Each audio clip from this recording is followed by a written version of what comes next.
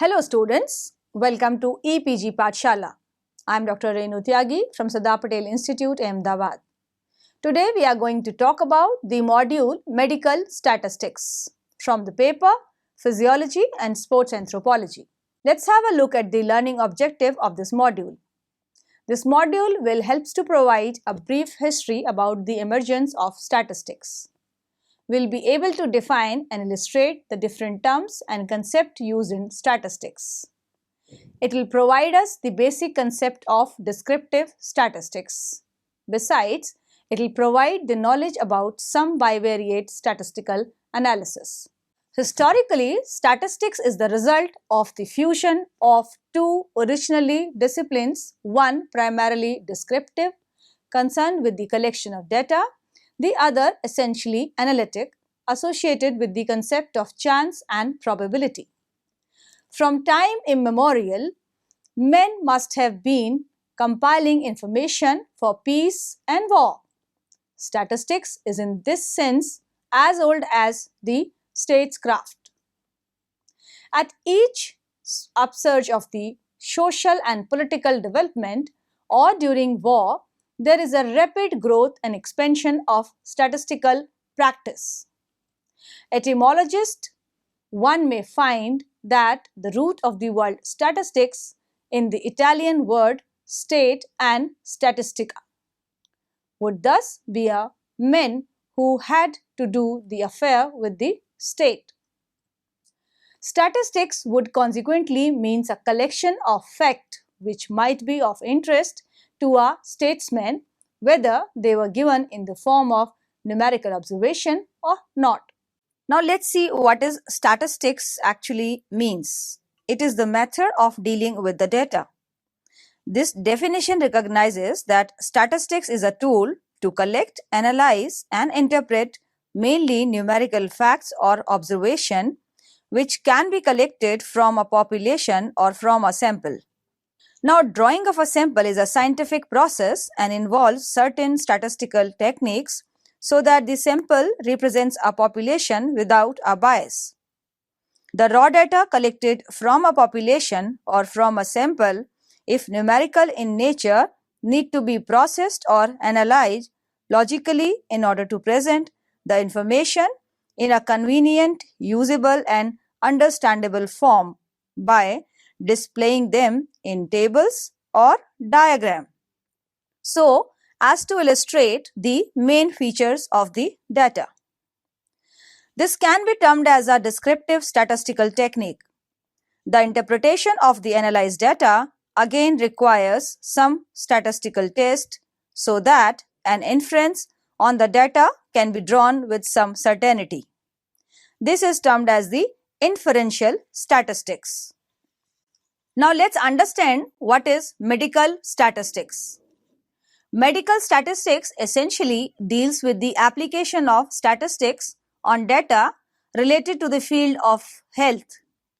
For example, a researcher may wish to understand the distribution of a particular health problem or disease in a population and its concomitants. Here, the researcher will apply statistics on the health data of the population to get the desired objective. In another case, a researcher may wish to observe the effect of a nutritional intervention program on child growth. Here also we find the application of statistics is essential in order to reach the conclusion. Let's understand the different terms and concepts used in the statistics. Let's see what is a population or a sample. A population or universe is the total number of people about which an estimate is to be made. For example, if one wants to wish to find out the mean height of an adult individual, both male and female, of a village or a city or country or a continent, then the best thing will be to measure all the adult males and females of that specific area and then find out the mean. This is the one way of getting an estimate of a population by taking into consideration all the individuals of a defined population or universe. The estimate of a population is called parameter. But in case of large population, a lot of time, funds, and hence are required to cover the entire population for collecting data. The other way of getting an estimate of a population is by measuring a selected or representative group from the population. This representative group is called sample. Researchers adopt various sampling techniques depending upon the requirement of the study. Inferences drawn from a sample refers to defined population or universe from which the sample is drawn. However, larger the sample size and more unbiased the sample is, and better is the estimate it will provide for the population. A well-designed sampling plan can be used to produce highly accurate statistics while minimizing the cost of the study. In statistical analysis, the sample size and population size are represented by small n and capital N respectively. There are two major types of sampling, random sampling or probability sampling and non-random sampling or non-probability sampling. Random sampling is a procedure for drawing a sample from the population so that every element in the population has an equal chance or probability of being selected for the sample. Random sampling can be further of various types: a simple random, stratified random, systematic random, cluster, and multi-stage random sampling. A non-random sampling does not involve random selection of the elements of the universe, but it does not mean that the samples are not the representative of the universe. The examples of the non-random sampling technique are accidental, quota, or the snowball sampling. What do we understand by the term data?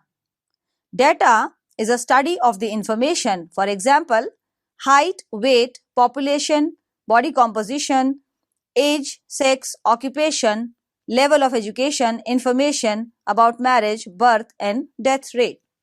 Let's see what is a variable. A body of information cannot be the same. It may take different values. For example, in a population, height is a variable as it can take any value. Sex is another variable because an individual can be either a male or a female. The blood group types of individual of a group may be A, B, AB or O. Hemoglobin level of individual may be different. There are two types of variable, qualitative variable or quantitative variable. The values that cannot be quantified or described numerically and are usually used to represent a distinct quality of an individual are called the attributes or the qualitative variables. For example, the sex of an individual can be either male or female. Nutritional status of an individual can be classified as malnourished, normal, overweight, obese, presence or absence of any genetic character. These are all qualitative variables. The quantitative variables can be quantified. Again, this quantitative variable can be of two types, whether it's a continuous or a discrete. The variables like height, weight, skin fold thickness, blood pressure are the continuous variable as we take the values to the nearest unit on a scale. Continuous variables are those that can take any value within a particular range or can assume a continuous uninterrupted range of values. This type of variable has an upper and a lower limit. For example, the height of an individual may be 173.2 cm with one instrument and the same individual may measure 173.21 with the another instrument of finer graduation and so on. The discontinuous or discrete variable is the one that can take finite number of real values or countable number of values. For example, the number of family members, the number of PTC tester in a community, the number of colorblind individual in a community, the number of cigarette smokers per day, the number of episodes of diarrhea, and the number of birth or death, and so on. In all these examples, the variable can be counted and hence they are discontinuous or discrete variables. Now let's see what is frequency. The number of times a particular variable comes in the count is defined as the frequency. For example, the number of persons affected with the tuberculosis in an area, the number of females in a village, the number of women having 0 or 1 or 2 or 3 children, the number of individual of A, or O or B or AB type of blood group, etc. As we can see from the table 1 and table 2, the frequency distribution of ABO blood group of a population and the frequency distribution of women and number of children is shown here in this table. Now let's see what is array. Array is an arrangement of numerical data in ascending or the descending order of the magnitude as it is shown in table.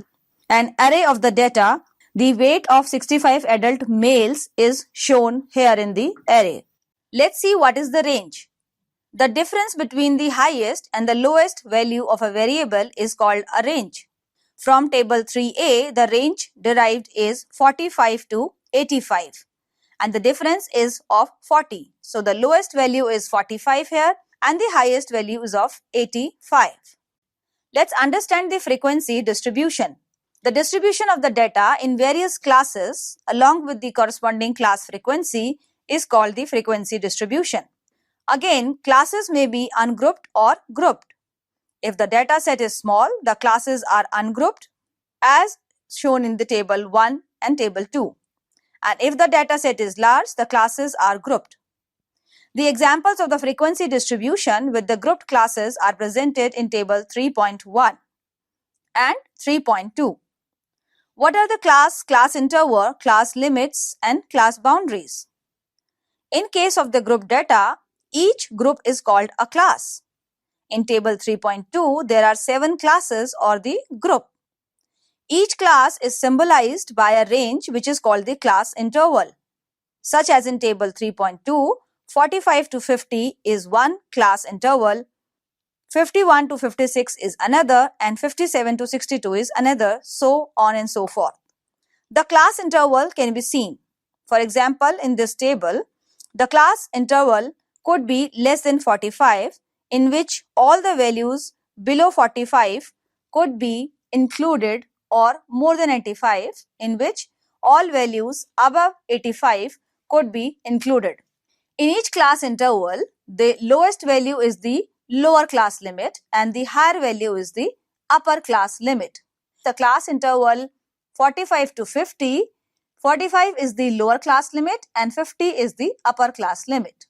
But the question is, when the variables are continuous in nature and are measured to nearest unit, example, if the data on weight in table 3.2 are recorded in nearest unit, that is 45.5 kg or 46.3 kg or 49.1 kg, then how to prepare the frequency distribution table? In such cases, the frequency distribution with true class limit or class boundaries has to be made. The table 3.2.1 is the representation of the frequency distribution of data in table 3.2 with true class limits or class boundaries. Generally, the class boundaries are obtained by adding the upper limit of a class interval with the lower limit of the successive class interval and dividing by 2. In this type of frequency distribution table, the class interval of 44.5 to 50.5 will include all values between 44.5 and 50.5. And the next class interval of 50.5 to 56.5 will include all the values ranging between 50.6 to 56.5. Class width or the size is the difference between the upper and the lower class limits of a class interval. Let's see what is graph. Graph, as we all know, is the pictorial representation of the numerical data, and it makes easier for the average person to understand than the table. After all, everybody prefers to look at the pretty picture rather than going through a table of numbers. There are different types of graphs like bar chart, a line graph, pie diagram, histogram, frequency, polygon, etc. However, choosing a graph for presentation depends on the type of data. Generally, discrete quantitative data are represented by bar graph, line graph, and pie diagram. In bar graph, rectangular blocks of the equal width are plotted on the x-axis, each representing the independent variable placed at equal distance from each other, as we can see from this bar graph showing the frequency distribution of ABO blood group types. Pie diagram is based on a circle where the frequencies of the variable are expressed in degree. In table 1, the sum of the frequencies of all the blood group type is 90. A circle represents 360 degrees. The frequency of A blood group type when converted to degree becomes 25 by 90 multiplied by 360, that is 100 degrees. Likewise, the B blood group is 140 degrees, AB is 56 and O is 64. And similarly, this can be seen from this pie diagram representing the frequency of the different blood group types. In case of continuous data, a histogram and or a frequency polygon are constructed for the graphical representation of data. Here, the class marks are plotted in the x-axis and the frequency on the y-axis. Unlike the bar graph presented here, the bar representing the frequency of each class interval will lie adjacent to each other according to the corresponding class mark. When the center of the erected bar of a histograms are joined by a straight line, we get a frequency polygon curve. Larger the data and narrower the class interval, the curve will tend to become smoother. In drawing the frequency polygon curve, one must remember that the lines should be extended to both the sides of the histogram, touching the x-axis, showing zero frequency. The histograms speaks of many aspects of the data. It shows the shape of the distribution. It tells about the typical values of the distribution, the spread of distribution, and the percentage of distribution falling within a specified range of values. The upper boundary of the class interval will be same with the lower boundary of the subsequent class interval. This can be depicted in the graph. The margin of a bar representing the upper boundary of a class and the margin representing the lower boundary of the subsequent class will overlap. In the graph, the class marks or the class interval are plotted in the x-axis and its corresponding frequency on the y-axis. Unlike the bar graph, the height of each bar represents the frequency of each class. The width of the bar represents a quantitative variable such as the age rather than a category. Distribution of the characteristics like height, blood pressure and hemoglobin concentration in a population can be presented in a histogram. The systolic blood pressure of the 50 individuals is shown in this table, and this is again shown in a data arranged in a group with the lower boundary, upper boundary, class mark and frequency. The histogram shows 8 vertical bars. Each bar is marked by 2 figures. These are the class boundaries of each class. For example, the class boundary of the first class interval is 99.5 to 113.5 and that of the second is 113.5 to 127.5 as it can be seen from this histogram. The cumulative frequency curve or OGIV is the graphical representation of cumulative frequency. Against each class interval, the corresponding cumulative frequency is plotted in the graph, and the graph appears to be of the S shape as it can be seen here. Now let's understand the central tendency. Locating the center of a distribution is called the central tendency. There are different measures of central tendency, that is mean, median and the mode. Mean is of 3 types, that is arithmetic mean, geometric mean and harmonic mean. Let's see what is arithmetic mean. It is the sum of all values divided by the total number of observation. For example, the mean age of 5 boys whose individual age in years are 10, 12, 13, 10 and 14 years can be summed and divided by the number of observation, that is 5, and it comes out to be 11.8 years. But when the data set is large and if some of the values appear repeatedly, then the calculation of mean is done in another way.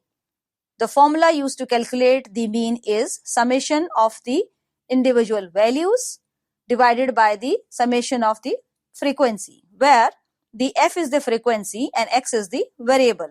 So, summation fx is the sum of the product of each variable and its frequency. and summation of frequency is the sum of number of observation. As we can see, the age of 15 boys is given here and we can find out the mean age. As it's seen from this table that the frequencies is added with the number of observation, that is 15, and it comes out to be 12.26. Another way of calculating mean is with the help of the arbitrary mean.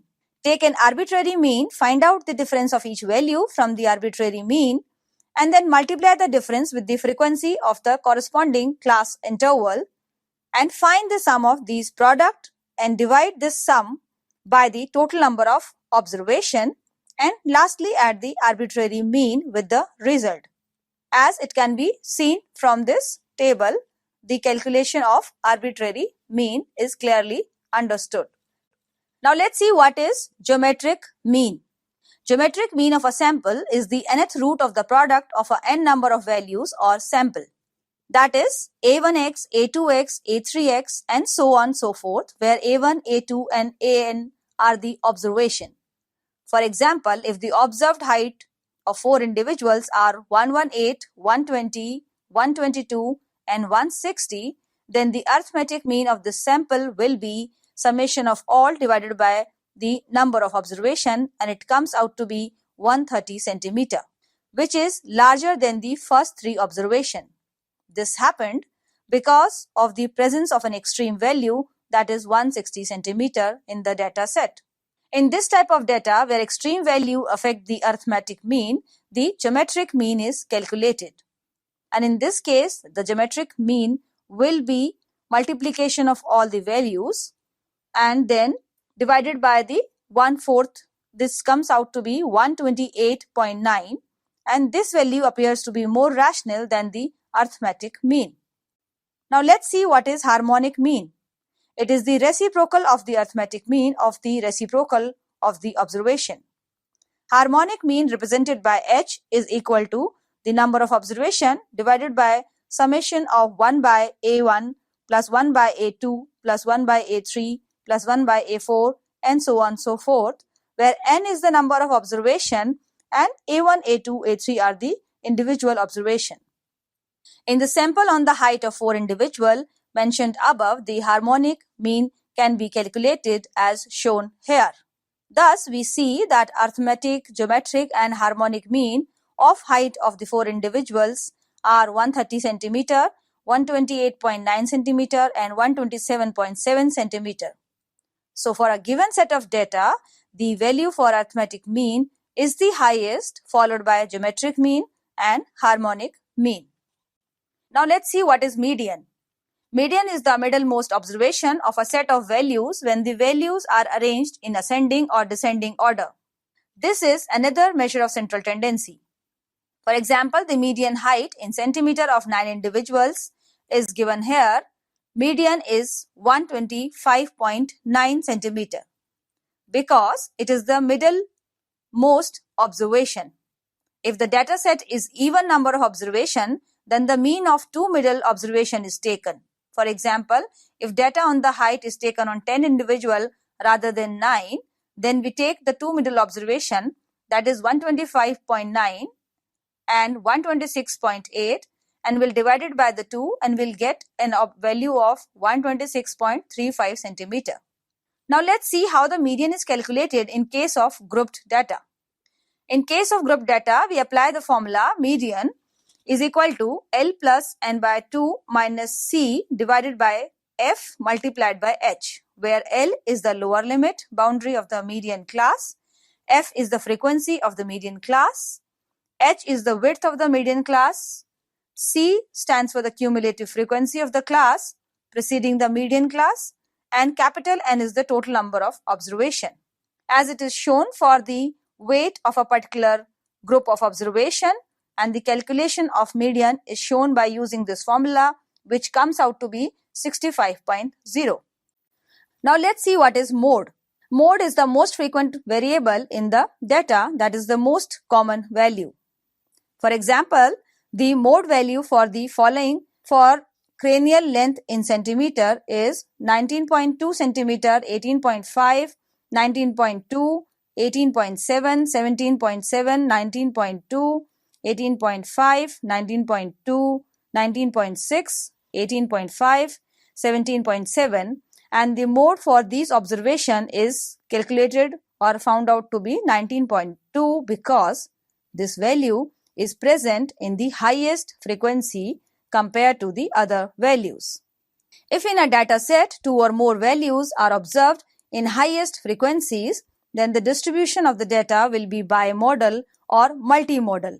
In such cases, the mode can be calculated by using the formula L plus delta 1 bracket summation of delta 1 plus delta 2 multiplied by H, where L is the lower class limit of the modal class, delta 1 is the excess of modal frequency over the frequency of the next lower class, del 2 is the excess of modal frequency over the frequency of the next higher class interval, and H is the width of the modal class interval. Here we can see that the weight in kg is given here with the class mark and the frequency, and mode has been calculated out to be 54.73. So in a normal distribution, mean, median and mode lie at the center of the distribution curve. Let's understand the concept of dispersion. Dispersion is the spread of the values on either side of the central values. There are different measures of dispersion, that is range, quartile deviation, standard deviation, variance and standard error. What is range? Range is the difference between the highest and the lowest value of a variable. The larger is the range, greater is the dispersion of the value. For example, the lowest and the highest values are 45 and 85 respectively, so the range for this particular variable is 85 to 45. The difference is about 40, but the range does not show or does not give a satisfactory result of the dispersion because it is affected by the extreme values. Let's see what is quartile deviation. Quartile deviations can be used as a measure of dispersion better than the range as a measure of dispersion because the extreme values are both on the sides can be avoided. In quartile deviation, the raw data is arranged in ascending order of magnitude and then divided into 4 equal parts, and each part is called a quartile. So altogether 4 quartile Q1, Q2, Q3 and Q4 will be formed. The second quartile Q2 is the median. The semi-interquartile range is measured by using the formula Q is equal to 1 by 2 Q3 minus Q1. Here Q3 minus Q1 is the interquartile range, and when it is divided by half it becomes the semi-interquartile range. Let's see what is mean deviation. Here the deviation measured in terms of absolute values of each value from the mean is calculated and the arithmetic mean of these deviation is measured. The formula for calculating the mean deviation from a group data is as follows, that is mean deviation is equal to summation of Fi A1 minus A divided by capital N, where Fi is the frequency of the ith class, Ai is the class mark of the ith class interval, capital A is the arithmetic mean and N is the total number of observation. Now let's see what is standard deviation or SD. The measure of dispersion of mean has an advantage over the preceding measure of dispersion because it considers all the values of the variable in estimating the dispersion, and the unit of standard deviation is the same as that of the mean.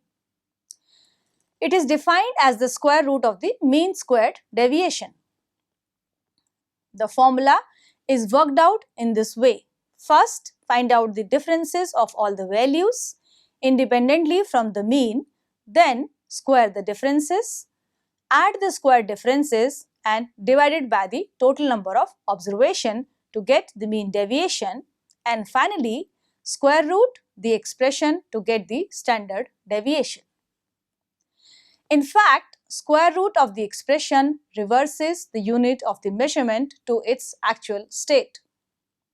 The formula for standard deviation is written as the cube root of 1 divided by n is equal to summation of x minus x whole square root. As the value is derived after square root, the symbol is used before writing the value of the standard deviation. The symbol standard deviation used for the sample and the population are S and sigma respectively. Generally, standard deviation is always presented along with the mean.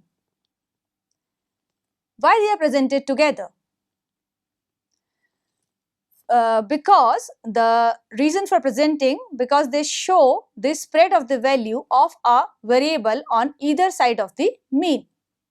Larger the value of the standard deviation, greater is the spread of the value of the variable around the mean, indicating greater heterogeneity in the data. As the value is derived after square root, plus minus symbol is used before writing the value of a standard deviation. The symbol for expressing standard deviation for sample and population are small s and sigma, respectively. Generally, standard deviation is presented along with the mean in the following way, that is mean plus minus st, or simply mean plus minus 1 st. From mean and standard deviation, one can get an idea about the spread of the value of a variable on either side of the mean. Larger the value of the standard deviation, greater is the spread of the value of the variable around the mean, indicating the greater heterogeneity in the data. However, if the distribution of the data is skewed, then the standard deviation will be affected by outliers. In a skewed distribution, the value of mean, median and mode are not same and do not occupy the central position, as it can be seen from this graph. The diagram shows the skewed distribution, which is a negatively skewed distribution. In the next diagram, we can see the data to be positively skewed, which indicate a positively skewed distribution. Standard error or SE is the another measure of dispersion of mean. It is the standard deviation of the sampling distribution of the mean. The formula for the standard error is S divided by the square root of the n, where S is the standard deviation and n is the sample size. Now let's understand bivariate statistics.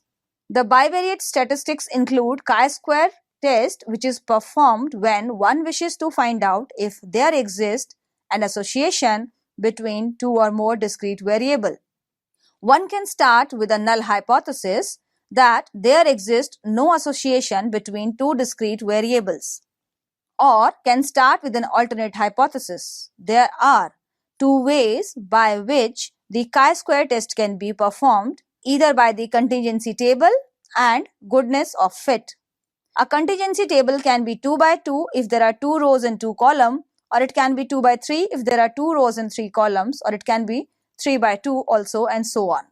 Contingency table can be seen here, which shows a 3 by 2 distribution with 3 columns and 2 rows. Here the calculated value of chi-square is 26.03. In chi-square test, the degree of freedom is calculated with row minus 1 multiplied by column minus 1. So, in 2 by 2 contingency table, the degree of freedom will be 2 minus 1 into 2 minus 1, which comes out to be 1. If we look at the chi-square distribution table, we'll be finding it out that the theoretical value at degree of freedom 1 and at probability level of 0.05 or 0.01 or 0.001 are 3.84, 6.63 and 10.83 respectively. Therefore, we can see that the calculated value, that is 26.03, exceeds the theoretical value even at the probability level of 0.001. That is, the null hypothesis is rejected and the alternate hypothesis that there exists a significant association between adoption of the family planning and literacy level is accepted. Let's see what is goodness of fit. The same result one can get by applying a different formula. In this, one has to find out the expected value of each cell from the observed value of each cell. The square difference of each of the cell is divided by the expected values of that cell. In this way, the derived quotient of each cell is added up to get the chi-square values. The formula can be seen here. That is, chi-square is equal to summation of observed minus expected value square divided by the expected values, as it can be seen from this table also. The chi-square can be calculated as shown here with the expected values and observed values. Here the chi-square value comes out to be 26.02. It must be noted here that a Yates correction is required in both the formulae for the chi-square if any of the cell has a value less than 5. Comparison between two means or t-test. When one wishes to find out the differences between two mean values, t-test is used. Professor W.S. Gossett developed this test in the pen name of student, hence the name student t-test. Here also one can start with a null hypothesis that there exists no difference between the two mean, or with an alternate hypothesis that there exists a significant difference between two means. There are two types of t-test, a unpaired t-test and a paired t-test. The formula for the unpaired t-test differ with the sample size. If the sample size is small, that is lower than 30, then student test is applicable. Here we can see that t-test is equal to mean 1 minus mean 2 divided by the standard error of the mean 1 minus mean 2. Now let's have a look at an example of application of small sample t-test. In the table shown here, the mean height, standard deviation and sample size of two independent samples are presented, which indicates the mean height of sample 1 and sample 2 with a sample size of 25 and 20 respectively. Here the null hypothesis says that mean 1 is equal to mean 2, whereas the alternate hypothesis says that mean 1 is not equal to mean 2. Here, after applying the t-test, we get a value of 12.42. Now again we have to see the t-distribution table in order to find out the theoretical value of the t at n1 plus n2 minus 2 degree of freedom and at the least all the probabilities level. The calculated value of the t at degree of freedom of 43 at the probability level of 0.05, 0.01 and 0.001 exceeds the theoretical values at all probability level, which signifies that the difference between the mean height of the sample is statistically significant. Now, how to write this statement? The difference in mean height of the two groups is statistically significant. That is, t is equal to 12.42 with the degree of freedom 43 and significance level p is less than 0.001. Now suppose in this problem, if the calculated t value is 2.52, which lies between the theoretical values 2.014 at 0.05 probability and 2.69 at 0.01 probability level, then it can be said that the difference in the mean height between the two groups is statistically significant at p less than 0.05 but non-significant at p less than 0.01. The statement can be formally written as the difference in the mean height between the two groups is statistically significant, that is t is equal to 2.5 to 1 with degree of freedom 43 and between the significance level is between 0.05 to 0.01. Note the symbol used with the p or probability level when the difference is significant and when it is non-significant. Now let's see what will be the formula for t-test when the sample are large, that is more than 30. Here t is equal to mean 1 minus mean 2 divided by standard error of mean 1 minus mean 2 and Standard error can be calculated by the standard deviation and the number of observation. The table here shows the mean weight, standard deviation and the sample size of two populations.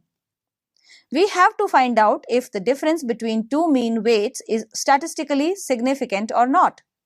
Here, from these observations, we can calculate the t-value as shown here and it comes out to be 10.95.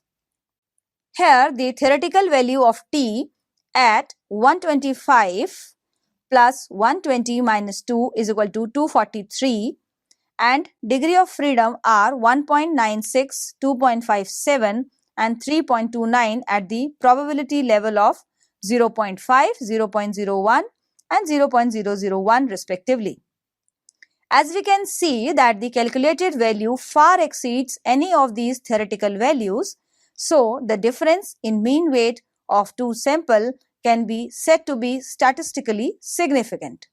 The t-test is also used in comparing between two proportions. Now let's see what is correlation. You must have remembered that in the previous section of this module, we have illustrated the use of chi-square or the statistics to find out the association between two discrete or discontinuous variables. Correlation is also a measure to find out an association, but here it is between two quantitative variables. This is also called as Karl Pearson correlation as he developed this statistics.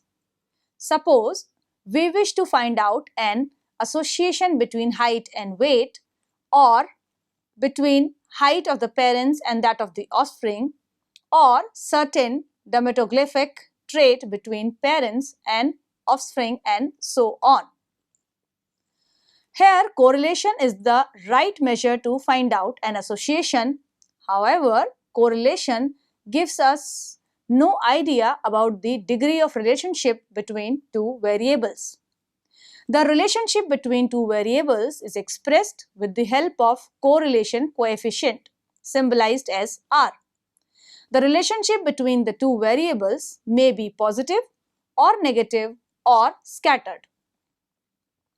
When one increases, the other tends to increase. Such a kind of correlation is called a positive correlation. But there are relationships that negatively correlated in one direction and other tends to increase. Again, there are variables in which there exists no relationship at all. Some examples of correlation are an increase in height is associated with the increase in the weight is an example of the positive correlation. For example, an increase in the body fat is associated with the increase in the cholesterol level in the blood or increase in the age with the increase in the blood pressure and so on are the examples of positive correlation. The value of correlation coefficient range from +1 to -1.